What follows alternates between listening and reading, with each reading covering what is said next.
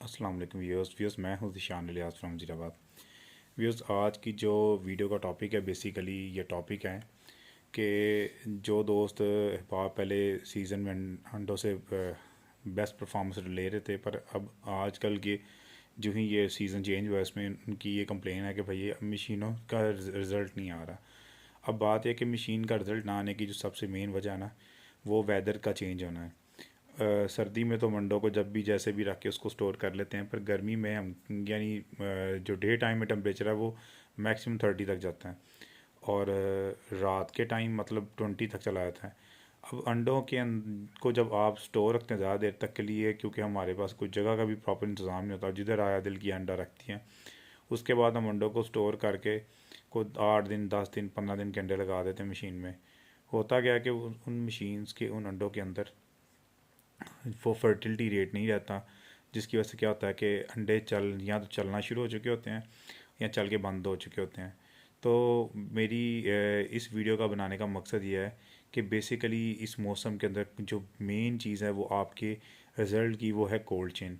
जो दोस्त वो आप हैचिंग करना चाहते हैं, इस वीडियो को एंड तक देखें और इस बात को समझें कि भाई क्यों उनके अंडे ख़राब हो रहे हैं और क्यों उनके अंडों से रिज़ल्ट नहीं मिल रहा।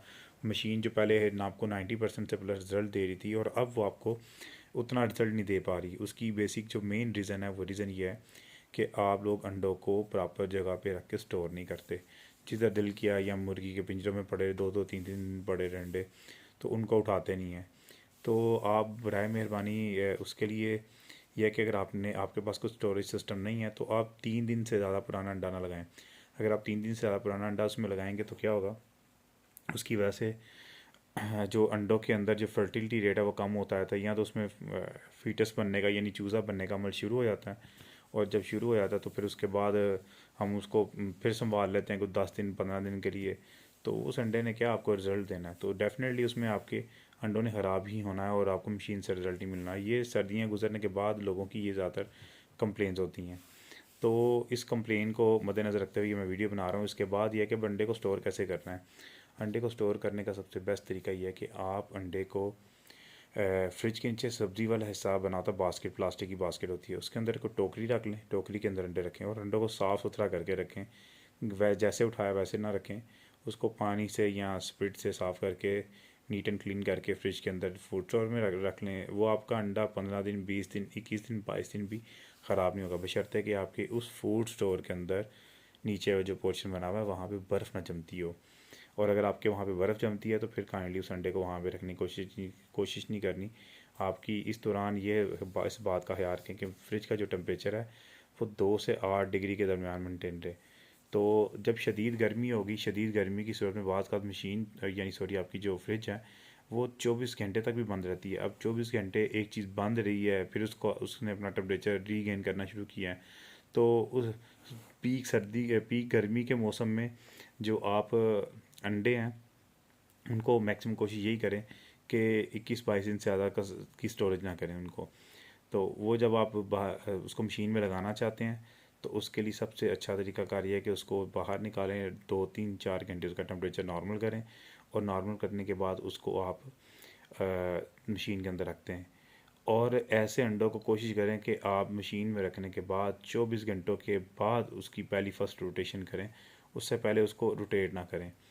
तो फिर आपको बेहतरीन रिज़ल्ट मिल सकता है। ये मेरी वीडियो बनाने का मकसद ये है कि बराए मेहरबानी अंडों की साइजिंग के बारे में मैंने एक वीडियो बनाई थी जो मेरे यूट्यूब चैनल पे मौजूद है। वो आप उस वीडियो को भी देखें कि अंडे का साइज़ कौन सा चाहिए, किस किस वेट के अंडे को आप रिकॉग्नाइज़ कर सकते हैं कि वो अंडा इसमें रखने के काबिल है या नहीं है। अगर नहीं है, मतलब छोटे साइज़ का अंडा मुर्गी दे रही है तो या टेढ़ा मेढ़ा दे रही है या टिड्डा मिड्डा या लंबूतरी शेप का दे रही है, तो काइंडली ऐसे अंडों को मशीन में रखने से अवॉइड करें, क्योंकि उसमें से ना तो आपको वो रिज़ल्ट मिलना है और ना फर्टिलिटी रेट उसमें अच्छा होगा। तो मेरी ये वीडियो बनाने का मकसद ये था, वो जो दोस्त इस प्रॉब्लम का शिकार हैं वो अंडों को स्टोर कर सकते हैं इस तरीके से। अगर फ़र्ज़ करें आपके पास कोई स्टोरेज सिस्टम नहीं है तो फिर ये है कि कोई दराज रख लें, दराज के अंदर मतलब ना कॉटन का कोई कपड़ा रखें, उसके ऊपर अंडे को रख के उसको कवर कर दें उससे। फिर भी उससे यानी वो अंडा आपको 7 8 दिन निकाल सकता है, पर वो भी पीक गर्मी की सीज़न की बात नहीं मैं कर रहा। मैं ये अभी ये जो सीज़न चल रहा है मई तक, मई की बात कर रहा हूँ। जून जुलाई अगस्त में तो आपके अंडे इस सिनेरियो में नहीं सर्वाइव कर सकते 3 दिन से ज़्यादा। 3 दिन के बाद अंडा आपका मशीन में मौजूद होना चाहिए।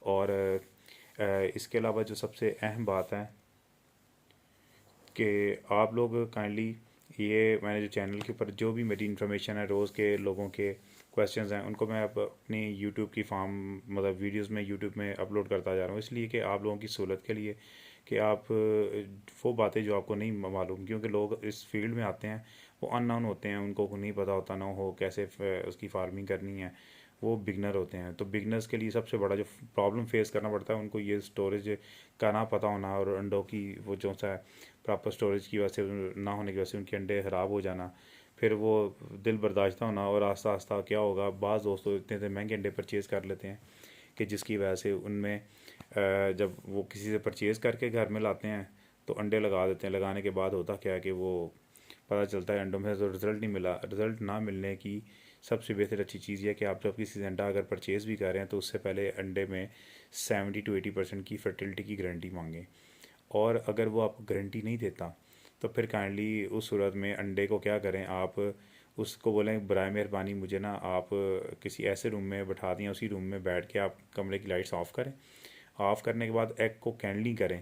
एग कैंडलिंग करने का तरीका वो उसके ऊपर भी यूट्यूब पे मेरी एक वीडियो अपलोड मैंने कर दी हुई है, वो भी इंशाल्लाह स्केजुलाइज हुई है, वो भी हर day by day videos upload होती जाएंगी।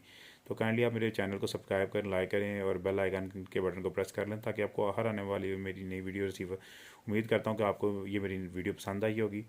और अगर आप हमसे इंक्यूबेटर्स बनवाना चाहते हैं, एनर्जी सेवर इंक्यूबेटर्स 10 वाट के ऊपर हमारा एनर्जी सेवर इंक्यूबेटर काम करता है। पूरे पाकिस्तान में जितने भी इंक्यूबेटर्स मिलेंगे सारे आपको 200 वाट के ऊपर मिलेंगे।